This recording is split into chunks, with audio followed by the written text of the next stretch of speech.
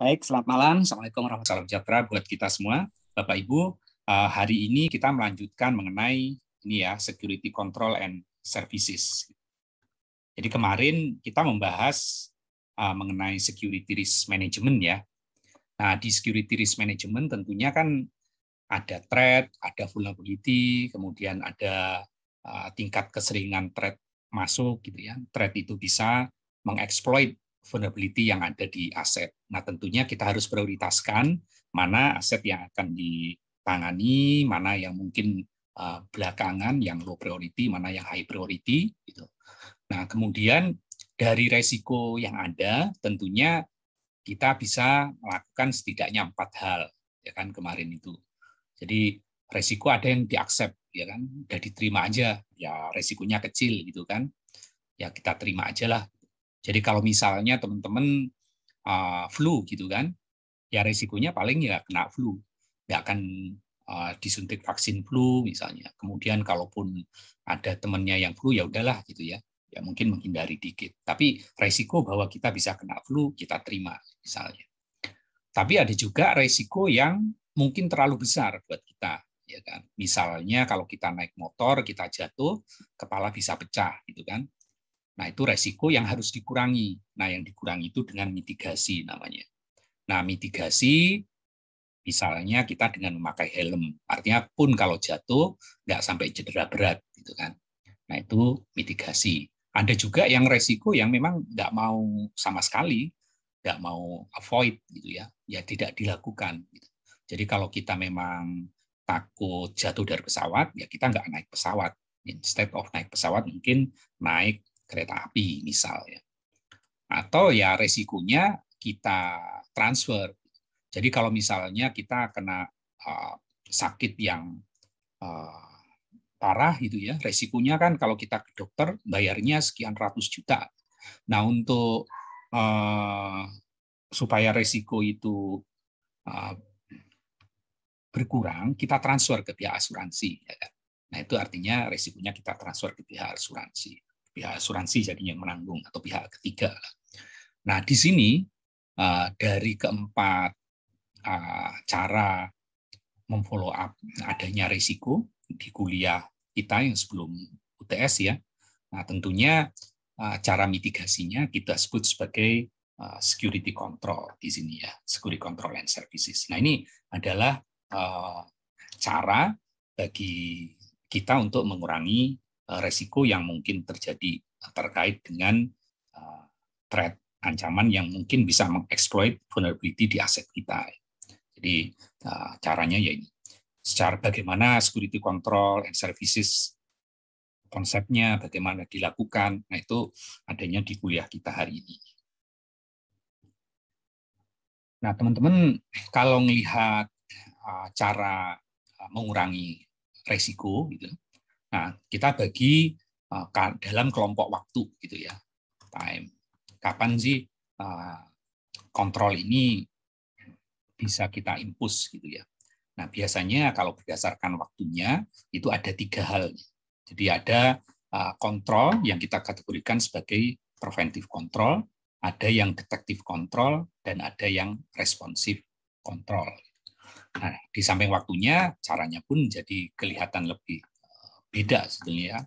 Artinya preventive control itu artinya kejadiannya belum terjadi. Jadi kita cegah lah ya bahwa threat masuk, mengeksploit, kita cegah. Jadi di preventif ini. Caranya seperti apa? Ya caranya misalnya kita pasang policy gitu ya, bahwa orang yang tidak berhak akses ke data center tidak boleh masuk misalnya.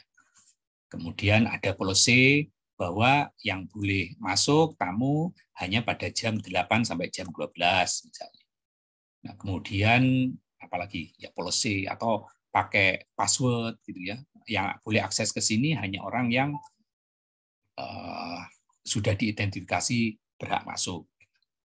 Nah, di sini adanya adalah di preventif. Atau masang firewall gitu ya. Di sini dicegah bahwa yang boleh akses hanya port HTTP gitu ya. HTTP atau HTTPS.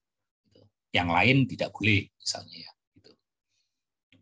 Nah, kemudian ada juga kategori kontrol yang kita sebut sebagai detektif kontrol. Nah, detektif ini biasanya ketika eventnya atau kejadiannya threat mengeksploit sedang terjadi, sehingga kita harus memastikan ini seperti apa threat-nya. Nah, detektif ini contohnya logging, gitu ya, logging. Jadi kalau ada yang masuk ya kita catat. Jadi kejadiannya selalu tercatat. Kemudian ada IDS, misalnya intrusion detection system.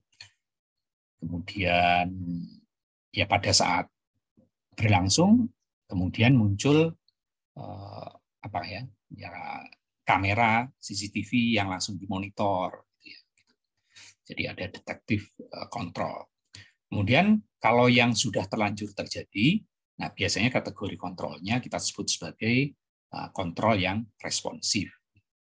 Jadi misalnya kalau sudah terlanjur ada antivirus yang masuk, ya kita otomatis dihapus gitu ya, pakai antivirus. Kemudian pakai IPS prevention system.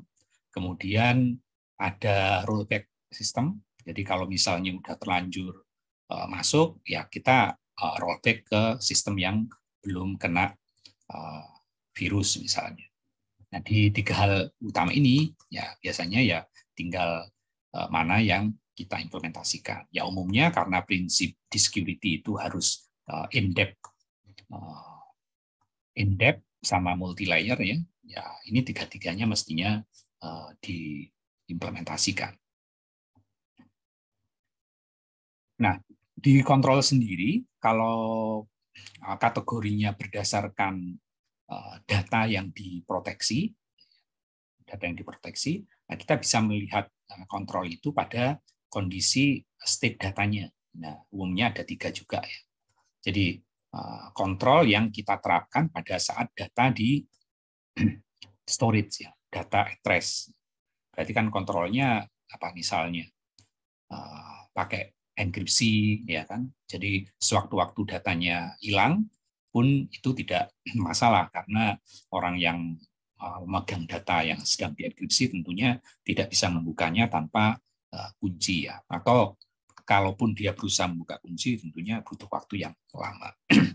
Kemudian ada data in transmit. Jadi pada saat data ditransmisikan, nah ini juga dilindungi ya. Jadi dengan mekanisme tertentu termasuk kriptografi di dalamnya. Nah, kemudian ada data in process. Data in process ini biasanya waktu di CPU ya, di prosesor.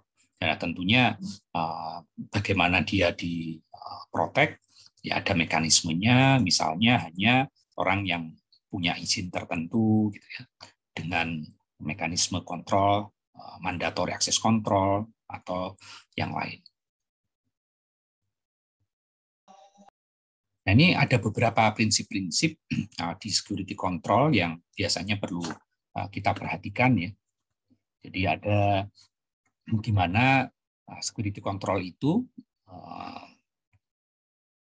kita implementasikan pada saat failure condition. Kan kita harus tentukan. Pada saat sistem failure, karakteristik dari security control itu apa? Apakah full open atau justru full protection, gitu kan. Tapi pertimbangannya di sini itu selalu keselamatan orang ya nomor 1. Gitu. Jangan sampai kita bikin sebuah security control di data center yang kalau data center ini fail, gitu, ada orang di sini, orang IT 4 gitu, fail full close kan, kemudian asapnya nyala dan sebagainya, sehingga orang ini terjebak dan jiwanya bisa terancam. Jangan sampai seperti itu karena yang nomor 1 tentu jiwa 4 orang ini yang harus diselamatkan dulu ya. Kemudian prinsip yang kedua adalah modularity. Detailnya nanti di ini. Jadi modularity ya tentu modular ya. Jadi kalau ada apa-apa, upgrade, release itu yang terjadi hanya di sebagian. Kemudian standardization, nah tentunya standardization memudahkan kita untuk maintain, kemudian menyediakan human resource-nya, karena dengan standardization tentunya tidak akan banyak variasi yang terjadi di aset kita. Kemudian compartmentalization itu mirip modularity ya, tapi ini ya pembagian grup gitu ya, pembagian grupnya. Kemudian ada balance antara operasional dan constraint. Kita tidak ingin bahwa kita bikin sistem yang sangat secure sampai mengganggu performance dari operasional, karena justru bisnis itu baseline-nya di operasional kan. Klien harus puas gitu kan. Kemudian tidak mengganggu transaksi perbankan yang butuh waktu sekian milisecond harus selesai. Sehingga antara sistem yang secure sama kebutuhan untuk operasional harus ketemu, jadi balance gitu. Jadi tetap operasional dan security perlu diperhatikan. Kemudian saat default configuration-nya seperti apa? Apakah default-nya dikasih semua atau default-nya dilarang semua? Jadi kira-kira kalau di breakdown tadi, maka requirement-nya bahwa pada saat failure condition, operational failure, maka karakteristik dari kontrol yang diimplementasikan, yaitu mesti menjaga agar orang yang unauthorized itu tidak bisa mengakses sistem kita ya, atau unauthorized activity tidak boleh terjadi. Tapi jangan sampai juga membahayakan keselamatan orang, karena human safety itu tetap nomor satu. Jadi kalau dikalahkan kebaikan mempertahankan server ini atau keselamatan orang IT, ya tentunya keselamatan orang IT-nya. Kemudian yang kedua, kontrol mestinya modular juga ya. Jadi tentunya pada saat terjadi perubahan, kemudian bisa kita remove hanya sebagian. Nah, ini tidak membutuhkan penggantian seluruh sistem. Kemudian ada juga requirement yang lain, yaitu mesti bertahap ya teman-teman. Jadi kalau teman-teman membangun sebuah security control terhadap aset di perusahaan Bapak Ibu, nah tentunya historinya, kemudian aset yang sudah diinvestasikan, kontrol yang sudah diinvestasikan, itu semuanya mesti diperhatikan supaya sistemnya gradual ya. Jadi jangan sampai kita membuat sebuah akses kontrol baru yang menyebabkan akses kontrol yang ini nggak bekerja. Jadi itu malah merugikan. Atau menginvest sistem kontrol baru yang menyebabkan ini nggak wasted gitu kan. Jadi investasi yang ini jadi percuma, itu sayang. Sehingga mestinya dalam proses kita mendesain security control untuk memitigasi resiko yang mungkin terjadi terhadap aset yang mungkin dieksploit oleh threat. Nah, itu kita mestinya melihat control selection method yang sudah pernah diimplementasikan. Nah, kemudian untuk kemudahan, nah masalah grouping juga perlu diperhatikan, karena misalnya di prinsip security itu kan player in depth ya. Nah, itu pengelompokan menjadi penting ya, karena misalnya bahwa database itu adanya di server ini gitu kan. Kemudian server kritikal adanya di data center gitu kan. Kemudian data centernya kita lindungi gitu kan. Nah, pengelompokan ini memudahkan cara kita mengambil kontrol. Jadi kalau kontrol pertama yang di paling luar tentu di perimeter terluar ya, yaitu ya dipagerin gitu kan. Artinya orang yang tidak berhak secara fisikal untuk masuk ke server kritikal, dia harus melalui banyak pintu. Paling tidak dia harus melalui sistem pagar ini gitu kan. Kan beda kan kalau servernya ada di luar sini, kemudian apa ya lagi di sini, yang dipakerin nggak dikelompokin, nah itu nggak akan efisien. Nah, kemudian berikutnya, nah tentunya requirement-nya adalah security control yang diimplementasikan mestinya tidak menyebabkan operasional itu terganggu ya. Jadi mesti ini antara business functionality dengan kebutuhan untuk security control bisa balance lah ya, bisa balance gitu. Sehingga kontrol ini ada impact-nya, jangan sampai mengganggu service yang merupakan ini, yang merupakan bottom line dari bisnis entitas. Kemudian berikutnya secara default-nya mesti dijaga yang paling secure. Ya, kecuali memang dibutuhkan untuk less secure di port tertentu. Jadi ibaratnya kalau kita punya firewall, ya default-nya semua port dimatiin dulu. Gitu. Sampai ada kebutuhan, oh ternyata port HTTP sama HTTPS ini yang dibuka. Gitu kan. Port 80 dan port 443 gitu yang dibuka. Sisanya tetap default-nya di blok. Nah, kemudian sistem kontrol juga ini mesti memastikan bahwa policy di-enforce, policy untuk membagi tugas ya. Jadi pembagian tugas itu ya memang dijamin ya. Kemudian security control juga perlu mengenforce ini ya restriksi yang paling tinggi lah ya terkait dengan penggunaan akses ya privilege, user privilege. Jadi by default-nya tidak boleh semua, kecuali memang diizinkan si A boleh, kemudian si B boleh apa, si C boleh apa dan seterusnya tergantung dari tugas spesifik yang diembannya. Nah tentunya akses kontrolnya tergantung apa yang diambil, kan? Apakah MAC, apa RBAC dan yang lain. Nah kita perlu memperhatikan security control karena memang berpengaruh besar pada business value entitas yang kita akan pilih kontrol yang tepat. Karena kan kita kenapa sih kok kita harus memasang kontrol, kok nggak dibiarin aja resiko bisa terjadi. Kan kita bisa menghitung resikonya. Resiko dari aset kalau tereksploit. Nah, tapi kadang-kadang yang kita lindungi itu bukan hanya sekedar aset. Jadi secara bisnis semakin apa namanya besar entitasnya, nah tentunya hal-hal yang sensitif ini semakin diperhatikan.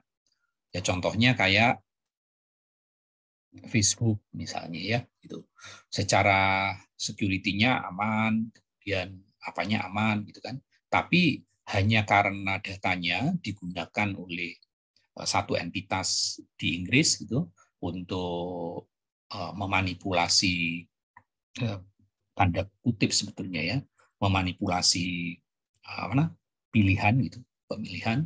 Kemudian ada yang mengajukan keberatan. Nah, si Facebook akhirnya didenda sampai sekitar 80 triliun. Sampai 80 triliun. Tentunya kalau Facebook nggak segede itu, nggak akan kejadian.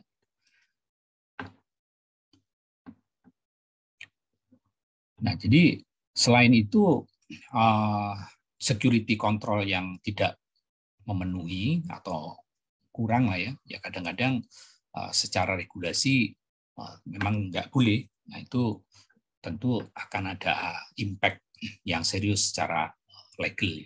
Contohnya misalnya saat ini di Indonesia itu untuk e-commerce ada kewajiban bahwa transaksi itu harus disimpan dalam waktu 10 tahun gitu kan.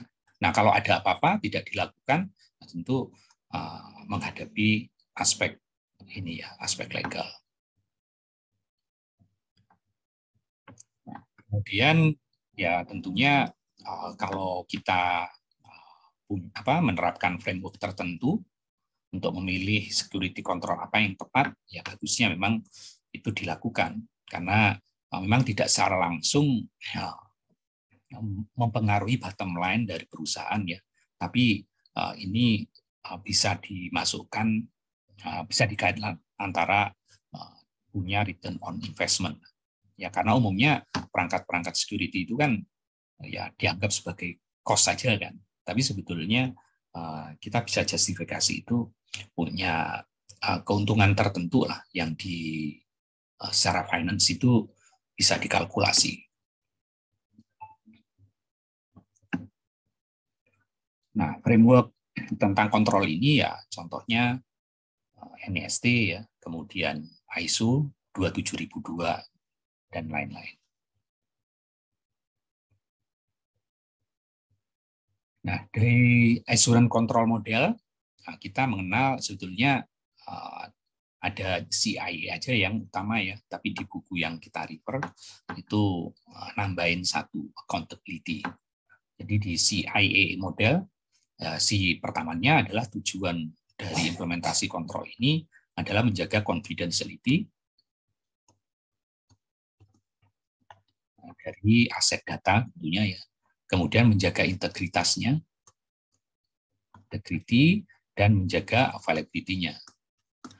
Namun untuk menjaga ini, semua catatannya harus dijaga juga. Jadi bukan hanya datanya, tapi catatannya. Nah, catatannya itu adalah di accountability. Nah, saat ini assurance control model yang lebih banyak digunakan adalah yang positive security model. Sebetulnya antara negative security model sama positive security model ada pro con-nya lah ya. Pro con-nya. Jadi negative security model itu biasanya diimplementasikan ketika list yang dilarang itu nggak banyak. Jadi list yang di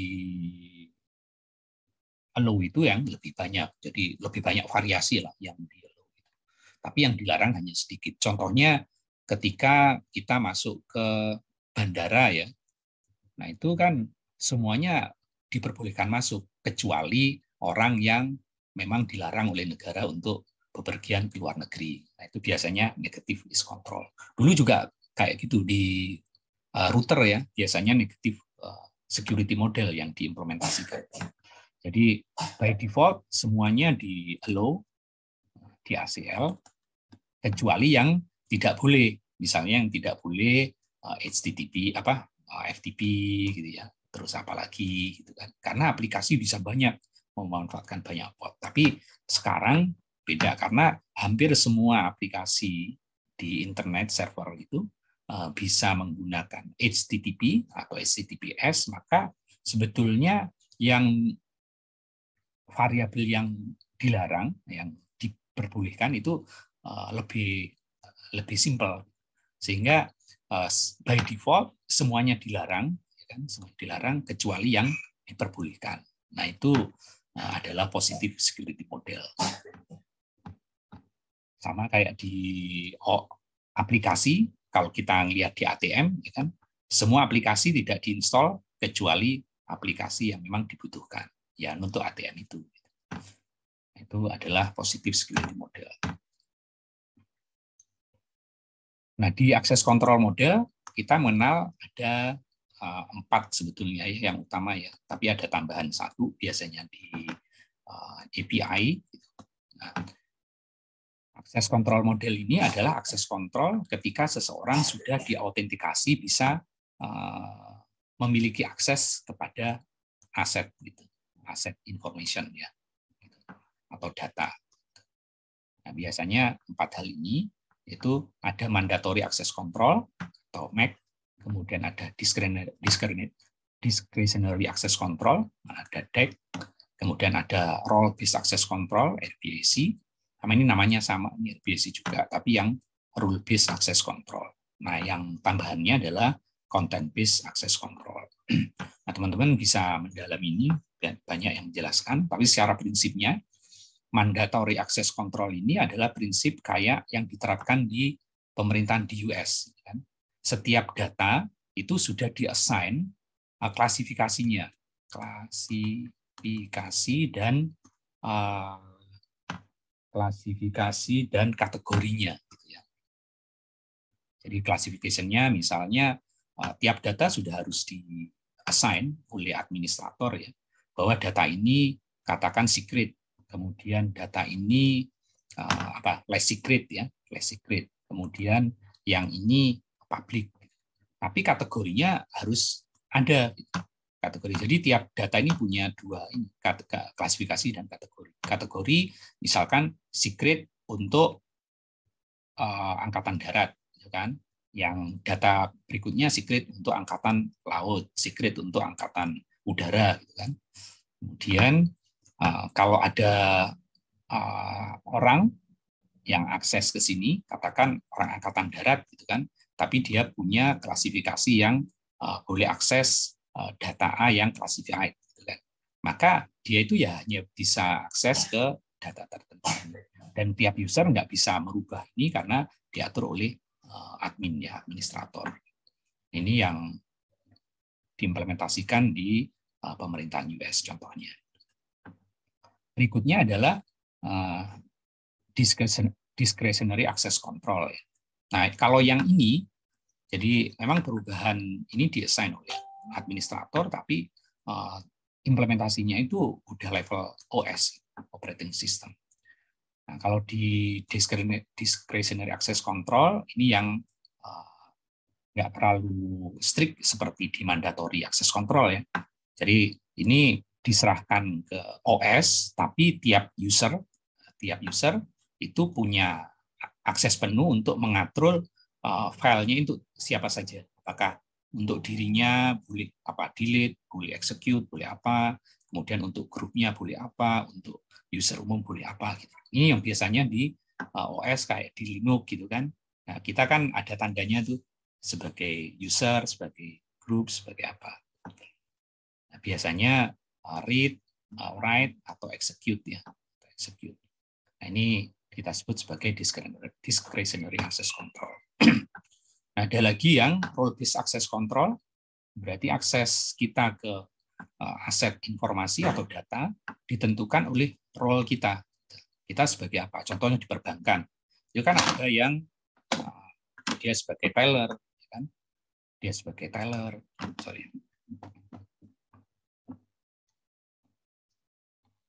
dia sebagai teller, kemudian dia sebagai CS, dia sebagai supervisor, kemudian dia sebagai manajemen gitu. Nah, manajemen tidak bisa menambahin transaksi misalnya. Sebaliknya supervisor nggak bisa nambahin transaksi, tapi dia bisa mengubah transaksi. Nah, itu adalah role based. Jadi hak akses terhadap data ditentukan oleh role-nya. Nah, berikutnya ada rule based access control. Nah, ini rule based access control biasanya diterapkan untuk di router access control list, di firewall. Jadi boleh enggaknya itu tergantung rule-nya. Dia rule-nya sebagai apa. Jadi kalau memang rule-nya adalah port FTP yang dari luar tidak boleh masuk ya rule-nya. Ya ini dilarang. Ini adalah rule based access control. Atau kalau di kehidupan sehari-hari, policy misalnya bahwa user A normalnya sih boleh, tapi pada Sabtu Minggu dia tidak bisa mengakses database ini. Atau user A sebagai klien bank dia berhak bertransaksi gitu kan normalnya, tapi pada jam tertentu antara jam 18 sampai jam 07 dia tidak boleh bertransaksi tertentu, bisa aja. Nah, itu adalah rule based access control. Nah, berikutnya yang tambahannya beberapa buku kadang nambahin ini content based access control, meskipun nggak semua ya, yang umum sih 4 ini. Jadi namanya content based access control. Nah, di content based access control mirip rule based, tapi yang dilihat adalah kontennya.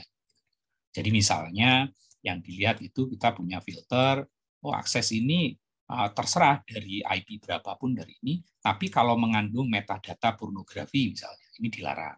Atau mengandung metadata untuk menghasut, menghujat, itu, nah itu dilarang. Ini adalah content based access control.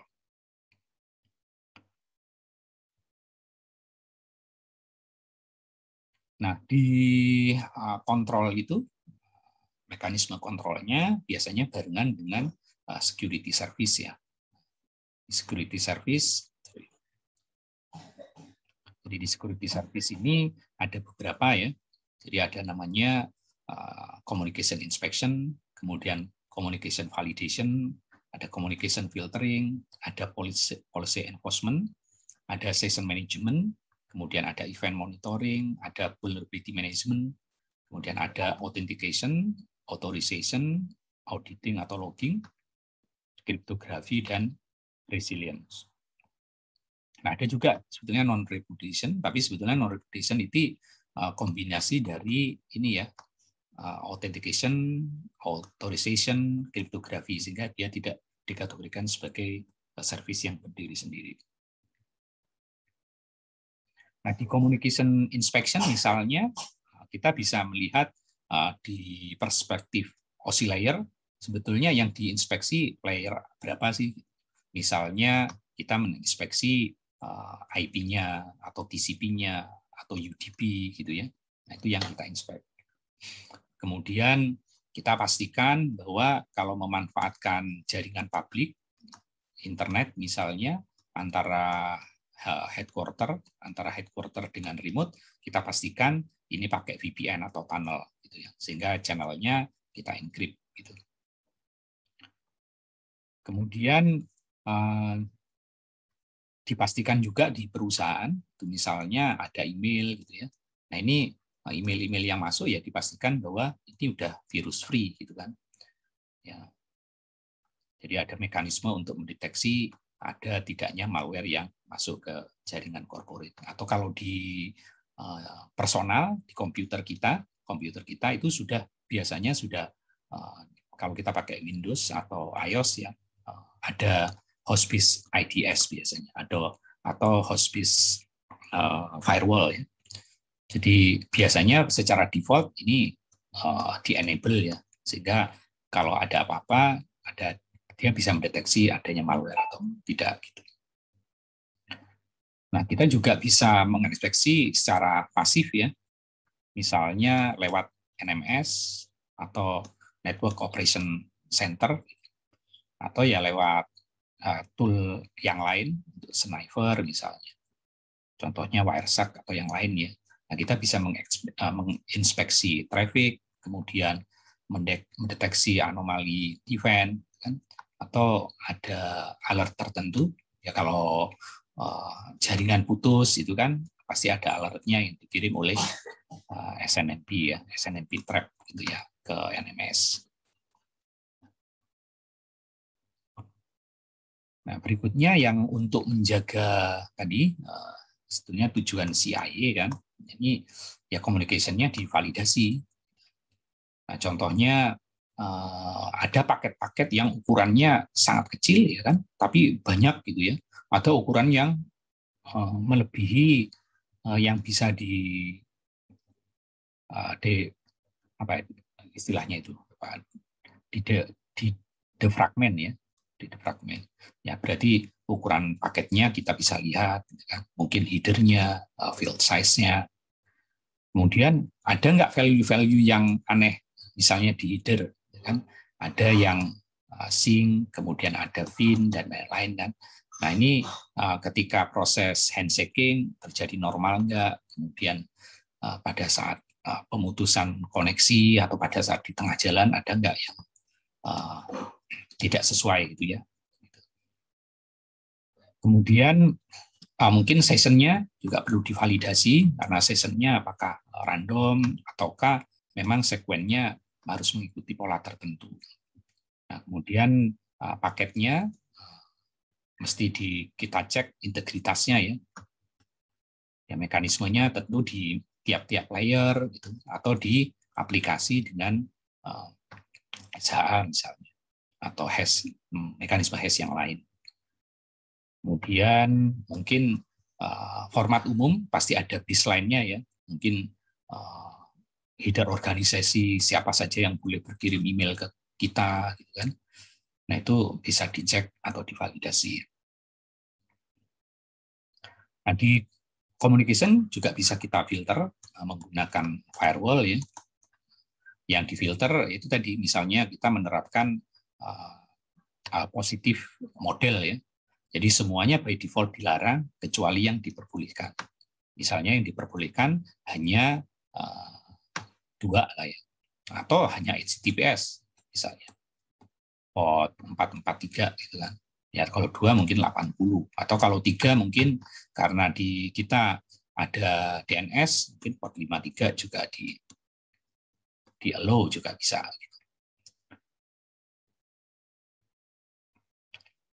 Nah, ada juga policy enforcement ya, di service itu. Jadi policy apa yang mesti di-enforce ya, atau diterapkan. Ini ada beberapa contoh policy assessment gitu. Ini misalnya apakah anti malware yang paling up to date sudah diinstal gitu kan? Apakah aktif gitu kan? Apakah selalu up to date? Nah, kalau teman-teman install antivirus itu di komputernya masing-masing kan selalu kan database-nya ke-update atau enggak. Kemudian mungkin ada patch management untuk melihat apakah patch yang diimplement di aset kita, bisa server, bisa komputer client, itu memang sudah yang terbaru. Kemudian juga kadang-kadang memastikan bahwa komputer yang ada di lingkungan tertentu memang harus dimiliki dan dikontrol oleh organisasi. Tapi ini sudah agak sulit sekarang ya, karena rata-rata employee bawa handphone yang sudah smartphone, ya kan, bawa laptop sendiri-sendiri. Kadang laptopnya sudah bukan punya perusahaan, handphone juga bukan perusahaan ya. Ini sudah bring your own devices, gitu kan. Ini menjadi challenge tertentu. Kemudian ada ini apa namanya konfigurasinya pasti harus ini tertentu ya di perusahaan itu. Jadi by default harus apa gitu. Kalau kita kerja di misalnya apa di Cisco, di Huawei gitu kan. Nah itu harus implement minimal configuration tertentu. Kemudian memastikan bahwa device itu memang tidak ada infeksi ya, infeksi virus atau malware. Kemudian mungkin di jaringan perlu dicek threshold-nya bahwa penggunaan aplikasi atau penggunaan device yang akses ke jaringan itu tidak melebihi batas tertentu. Nah, kadang-kadang threshold ini dikenal namanya baseline. Jadi ada namanya baseline tertentu. Jadi kalau jaringan itu rata-ratanya mesti segini. Kemudian session yang akses ke server pada hari ini mestinya segini. Jadi begitu melebihi dari threshold, melebihi dari baseline ini, itu mengirim alert ke orang IT. Nah, itu salah satu bentuk policy enforcement. Kemudian mungkin boleh akses atau akses yang terjadi di jam-jam tertentu, gitu kan, yang di dalam atau di luar schedule. Ini juga harus di-enforce. Misalnya untuk transaksi tertentu yang angkanya lumayan besar itu harus pada jam tertentu misalnya. Ini ada beberapa contoh untuk beberapa action enforcement ya. Nah, misalnya kalau memang tidak memenuhi ya perlu di-block atau di-reject atau ya temporary reject atau temporary blocking atau permanen. Ya kan kalau kita salah akses 3 kali misalnya akses ke internet banking, ya otomatis ini kita di-block temporary itu. Anda hanya boleh akses setelah sekian menit. Kalau masih salah lagi ya di-block permanen. Kemudian mungkin privilege-nya jadi dibatasi, gitu, jadi pembatasan privilege. Atau kalau ada malware, ya dikarantin, gitu, dikarantin. Ya, ini untuk menghindari resiko yang lebih besar. Nah, kemudian ada automated remediation, jadi mungkin otomatis akan kalau ada file yang mencurigakan, misalnya otomatis akan dimasukkan ke karantin, yaitu sebetulnya bagian dari automated remediation. Kemudian tentu ada reporting ya, jadi yang salah 3 kali pasti di log, salah lebih dari 3 kali berulang, pasti itu akan ada reporting dan di tracking.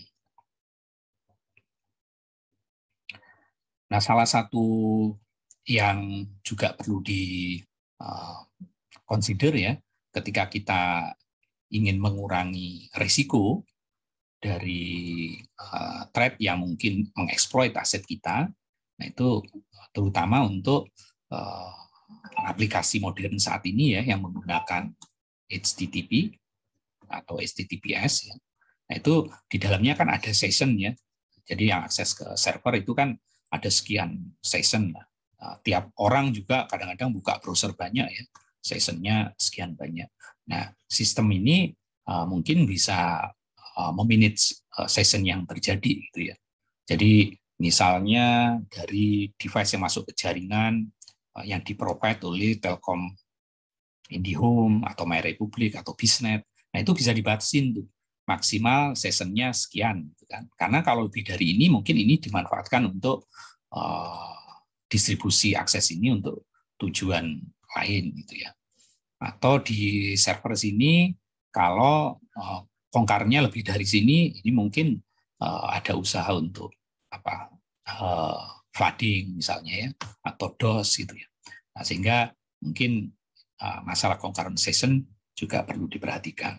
Nah, kalau misalnya sessionnya sudah lama nggak aktif, ini mungkin perlu di log. Nah, ini berapa lama nggak aktifnya, apakah 30 menit atau 1 jam, ya tentunya tergantung dari policy entitas ini.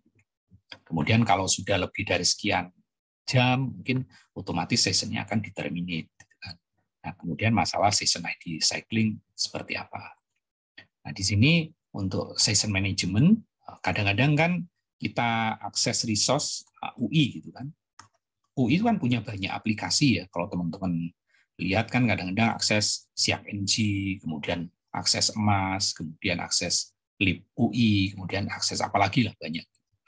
Nah, itu tentunya masalah session ini tadi kan tidak ingin bahwa ketika mengenforce kontrol, kita tidak ingin mengganggu operasional atau ketemu lah ya.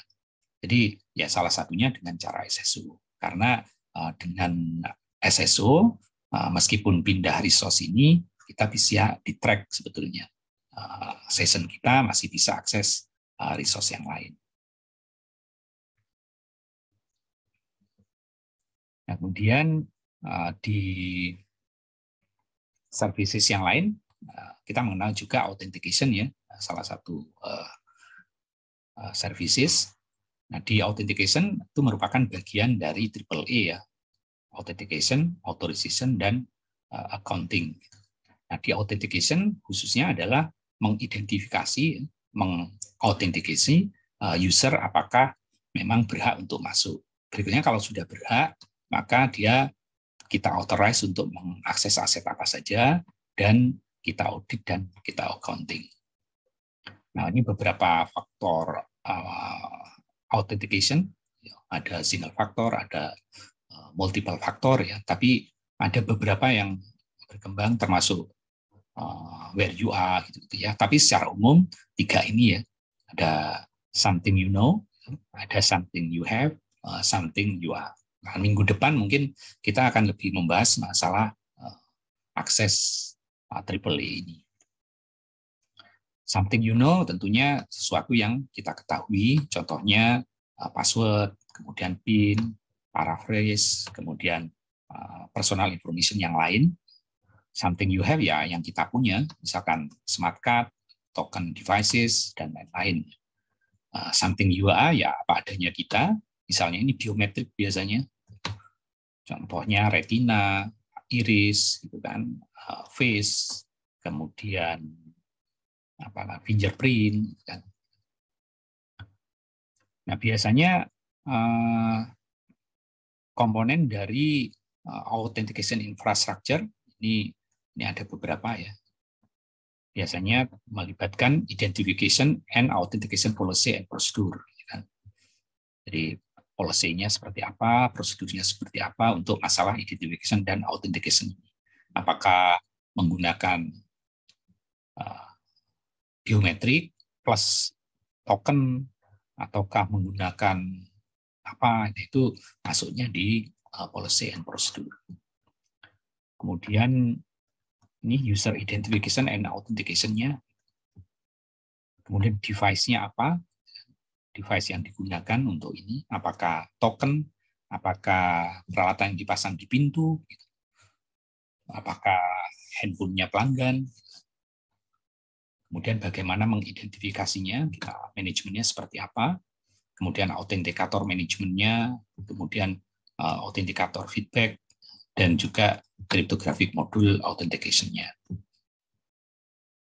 Nah, selain authentication, di service yang lain adalah pasangan dari IEEE adalah authorization ya. EEE server.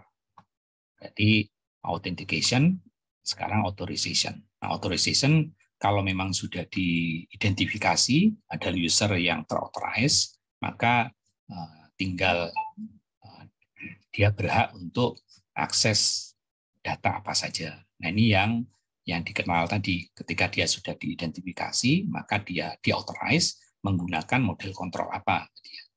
Ya, kalau MAC seperti yang tadi diceritakan, kalau discretionary access control seperti itu, kan. Kalau role based RBAC atau rule based access control seperti itu, atau content based access control. Nah, tentunya semua aktivitas untuk mengurangi resiko, karena kan kontrol ini dari sisi view waktu ada 3 kan, yang preventif, kemudian yang sedang berlangsung, dan juga untuk recovery ya. Nah, tentunya di semua aspek itu ya harus diperhatikan. Maka tentunya kalau misalnya sudah terjadi atau lagi diidentifikasi, nah auditing logging ini menjadi sangat penting.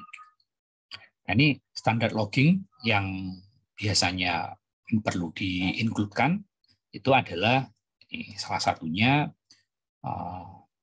kalau misalnya central log-nya terganggu, maka setiap device itu by default mestinya menyimpan log dalam ini yang terbatas lah ya, tapi mesti ada. Kemudian ya tentu harus ada backup repositorinya ya.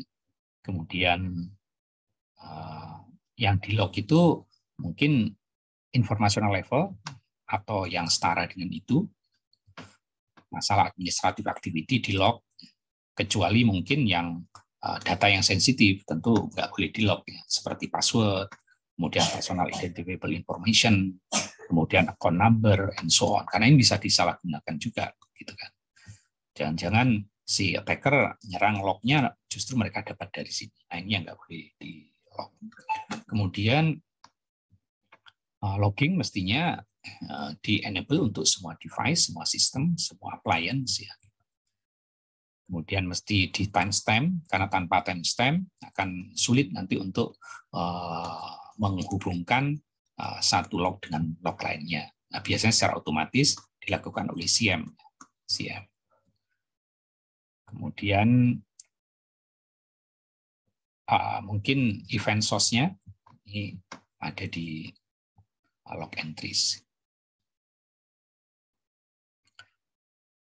Nah, service yang lain itu yang bisa diterapkan adalah kriptografi ya, baik symmetric key maupun asymmetric key.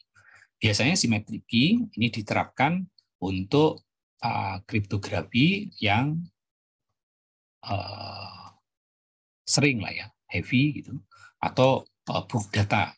Contohnya bulk data ya enkripsi file atau enkripsi seluruh hard disk, kan itu pasti menggunakan symmetric key.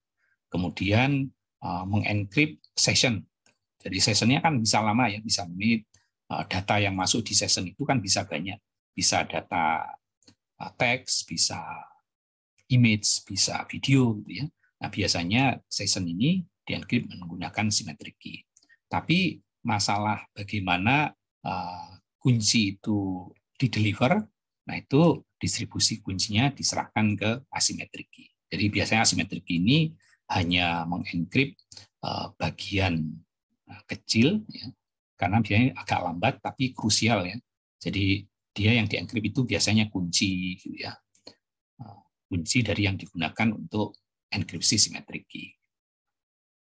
Sehingga asymmetric ini digunakan untuk manajemen key biasanya baik di public key infrastructure, di mana di public key infrastructure ini ada namanya CA. Nah, implementasinya di HTTPS menggunakan SSL atau di VPN IPsec. Nah, berikutnya yang perlu diperhatikan namanya CIA ya, tentu availability juga. Nah, sistem itu ya perlu resilience atau dijaga availability-nya baik dengan cara physical maupun logical. Nah, physicalnya ya menjaga power source-nya tinggi. Ini biasanya di data center kan, data center atau DRC. Ya kan ada klasifikasi tier 1, tier 2, tier 3, tier 4 gitu. Nah, itu biasanya menyangkut dari availability power system.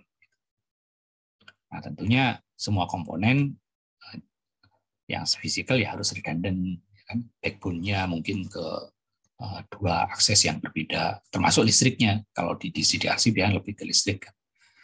Dia harus terjaga sekian 99,99% misalnya. Kemudian harus provider terpisah secara fisik juga. Nah, availability juga bisa dijaga dengan logical ya. Nah, ini di network, OS, maupun di application level, bisa dengan multiple data path. Gitu. Jadi servernya mungkin ada beberapa, baru di proxy. Kan, proxy-nya pun mungkin ada 2. Gitu ya. Kemudian dia bisa ke multi router. Gitu kan. Kemudian bandwidth-nya mungkin diatur, dibatasin. Kemudian rate dari user tertentu mungkin bisa dibatasin. Kemudian ada prioritization dari traffic maupun proses yang penting, transaksi atau pas lagi login itu diprioritaskan misalnya. Tapi kalau hanya lihat mungkin less priority. Kemudian masalah session, connection dan state table itu mungkin ya diatur supaya memenuhi resilience tertentu. Kemudian memori, gitu kan. Memorinya diatur ya harus mencukupi ya, atau buffer allocation and bounding. Kemudian protokol specification tentu perlu ya protokol yang sudah standar ya mestinya ya. Jadi kalau di level ini ya paling yang dipilih HTTPS misalnya. Kemudian ada isolasi proses dan memori, kemudian mungkin menerapkan data validation dan filtering. Nah, event juga perlu dimonitor. Setiap event kejadian perlu dimonitor. Nah, ini bagian dari log ya. Di server itu adalah accounting ya. Nah, ini menerapkan standar lognya. Jadi log entry should be menggunakan format yang umum ya, atau perlu di-normalize. Kemudian juga memperhatikan time zone, jangan sampai pas masuk ke server, tapi ini dari Indonesia bagian tengah, Indonesia bagian timur, jamnya ngikutin WIB semua. Gitu kan. Nah, itu juga harus diperhatikan. Kemudian untuk kebutuhan forensik, nah log entry tetap ada yang native format bawaannya si device. Kemudian bisa dikorelasikan, tapi biasanya cara mengkorelasikannya dengan tools ya. Ya kalau ini biasanya dengan SIEM ya. Kemudian mungkin mesti include live monitoring dan alerting system. Kemudian mesti di rate ya. Ini mungkin yang alarmnya level high, kemudian medium atau amber gitu, supaya kita punya prioritas mana yang akan ditangani terlebih dahulu. Kemudian secara reguler lognya ini tentu perlu disimpan di offsite. Ada regular backup gitu ya, karena khawatirnya ada virus yang menyerang ransomware misalnya. Ya kalau kena ransomware, kalau nggak ada yang offset, biasanya agak sulit dibalikin. Nah, selain itu juga perlu menerapkan vulnerability management. Ya kan? Misalnya untuk patch levelnya dari semua aset yang ada, kemudian unauthorized vulnerable services yang mungkin masih ada, kemudian unauthorized vulnerable software. Jadi misalnya ada employee yang masuk akses ke jaringan headquarter, misalnya Cisco, dia bring your own device, tapi install tertentu ini bisa didetect. Oh, ternyata ini ada software yang software bajakan misalnya, atau software yang dia dikenal sebagai Trojan application misalnya, itu bisa didetect. Atau ini unauthorized atau vulnerable configuration juga bisa didetect, atau ini insufficient or weak security control, gitu ya. Kemudian credential yang masih lemah, misal password yang terlalu pendek, gitu. Atau vulnerable protokol yang lain. Misalnya, oh ternyata yang si komputer kita yang dibawa nggak sengaja kita install FTP gitu ya, sebagai FTP server gitu kan. Nah, FTP dikenal sebagai protokol yang punya vulnerability. Nah, selain service yang berdiri sendiri ya, ada juga composite service. Nah, ini dikenal misalnya access control dan non-repudiation tadi. Nah, access control ini biasanya adalah melimit akses ke aset informasi yang dimiliki ya. Nah, supaya hanya user yang punya otoritas atau program yang punya otoritas atau proses yang punya otoritas atau ada sistem yang punya otoritas yang bisa akses ke sistem resource kita. Nah, access control bisa terdiri dari beberapa service berikut ya. Mungkin authentication, authorization, auditing, kriptografi, bisa inspection, bisa validasi, filtering, dan policy enforcement. Nah, di non-repudiation untuk membuktikan bahwa memang benar si pengirim itu adalah dia atau penerimanya adalah dia, nggak bisa mengelak gitu. Maka ini harus memastikan bahwa si sender dari data ini memang punya ini proof of delivery atau recipientnya memang punya ini sender identity dan memang dia yang menerima gitu ya, sehingga dia tidak bisa mengelak ya, kalau memang dia sudah mengirim maupun dia sudah menerima. Nah, ini ada beberapa kategori sistem kontrol yang lain. Jadi sebenarnya sama dengan yang sudah dijelaskan di muka ya, tapi ini lebih detailnya. Mungkin kontrol yang sifatnya general control itu di software dan hardware, kemudian mungkin di computer operation, di data security, dan di sistem implementation prosesnya. Nah, baik itu dari sisi input, kemudian pada saat diproses maupun di outputnya. Nah, tentunya kita tidak bisa lepas dari teknologi ya untuk menerapkan kontrol untuk mengurangi risiko yang mungkin terjadi ketika threat mengeksploit vulnerability yang ada di aset yang kita miliki, aset informasi yang kita miliki. Nah, beberapa teknologi itu yang umum adalah firewall, gitu kan.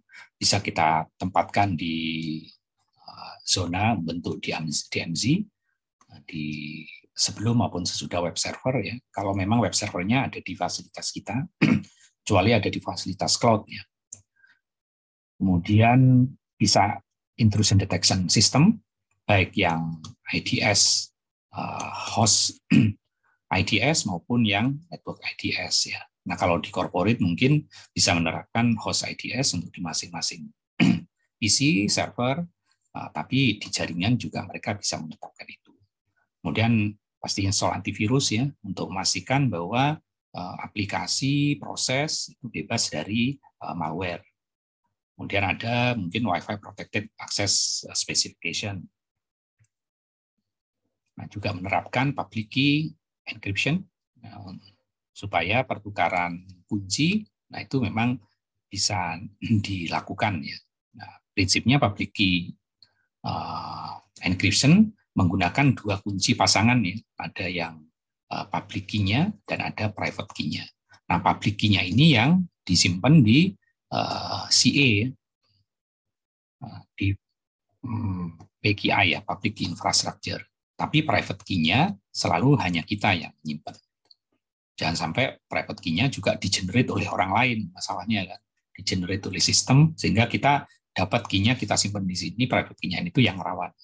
Mestinya private key itu kita generate, atau kita itu maksudnya komputer kita atau server kita, dan selalu hanya ada di situ. Kemudian message integrity, untuk memastikan message integrity, biasanya ada beberapa mekanisme melibatkan hash protokol. Ya. Kemudian digital signature, ya contohnya dari digital signature, yaitu untuk memastikan bahwa file atau digital elektronik gitu, memang ada code tertentu ya yang untuk memastikan bahwa memang asalnya dari situ. Kemudian ada digital certificate. Digital certificate, nah, contohnya untuk memastikan bahwa ini public key yang dimiliki itu memang benar. Gitu kan. Jadi kan kita tadi di asymmetric key punya public key dan punya private key kan, gitu kan. Tapi masalahnya bagaimana user atau klien percaya bahwa public key itu memang beneran punyaan Cisco misalnya, beneran punyaan Google, beneran punyaan BCA, beneran punyaan Mandiri kan, itu harus dipastikan. Nah, si public key ini harus di digital certificate disimpan di public key infrastructure. Nah, misalnya mekanismenya seperti ini ya. Jadi klien meminta digital certificate, kemudian dia mengeluarkan digital certificate ke klien supaya memastikan bahwa ketika klien itu akses Cisco, website Cisco, gitu, Cisco yang ada di sini, oh beneran memang ini Cisco match dengan. Jadi Anda tidak akses Cisco yang tidak sebenarnya. Nah, itu tapi biasanya website yang tertentu sudah ada listnya ya. Kalau teman-teman akses di HTTPS tertentu kan ada kunci itu. Nah, kuncinya biasanya kita open itu public key dari service ini bisa diverifikasi di situ. Nah, untuk mekanisme ini kita memanfaatkan public key infrastructure. Kemudian kita menerapkan ini ya, secure socket layer. Nah, sebetulnya sekarang itu namanya sudah ini transport layer security ya. Tapi karena kita sudah terbiasa ngomongin SSL, nah SSL ini tetap digunakan penamaannya, tapi sebetulnya yang digunakan adalah transport layer security ya. Nah, ini yang dimanfaatkan di HTTPS. Nah, rekomen kontrol, list kontrol untuk apa saja gitu. Nah, itu lengkapnya ada di sini di ISO 27002 gitu. Yang sebelumnya adalah ISO 17799. Kemudian ada di COBIT, ada di NIST SP853 dan mungkin ada di SANTOP 20 Critical Control List. Sehingga teman-teman kalau ingin ide kontrol list apa saja sih yang ingin diterapkan untuk mengurangi resiko yang mungkin terjadi ketika threat mengeksploit vulnerability yang dimiliki oleh aset yang ada di institusi Bapak Ibu semua. Nah, itu ini bisa mulai dari sini. Nah, tapi untuk minggu ini mungkin tidak ada tugas ya. Jadi mungkin nanti digabung ke minggu berikutnya. Oke. Nah, ini bukunya kita ambil dari sini, Managing Information System, Prentice Hall, dan juga dari Security Risk Management, Evan Miller. Nah, itu saja kuliah kita mengenai Security Control and Services. Nah, minggu depan kita mungkin fokus di Access Control Authentication, implementing itu ya.